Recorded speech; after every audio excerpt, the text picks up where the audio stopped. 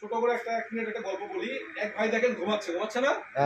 এক মিস্ত্রি ভাই ঘুমাচ্ছে। ব্যাপারটা হচ্ছে উনি দুপুর 12টার সময় প্লাস্টারের জন্য মশলা রেডি করছে। ওই দেখুন উপরে রেডি করছে। রেডি করে 1টা বেজে গেছে, আজান দিয়ে দিচ্ছে, নামাজ পড়ছে। খাওয়ার পর ক্ষুধা লাগছে না ভাই? রেডি করছে মশলা কয়টা? 12টা।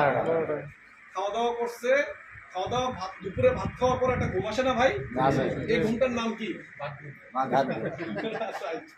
এই ঘুমটার নাম হচ্ছে ভাত ঘুম। বর্তমানে ভাই এই ভাত ঘুম দিছে, 2টা বাজে ভাত ঘুম দিছে, 3টা বাজে ঘুম থেকে উঠছে। মশলা রেডি করছিল কয়টা? 12টা। মশলা কি মশলার জায়গায় আছে নাকি এটা জমে গেছে? জমে গেছে না? তাহলে এটা কি করা যাবে না?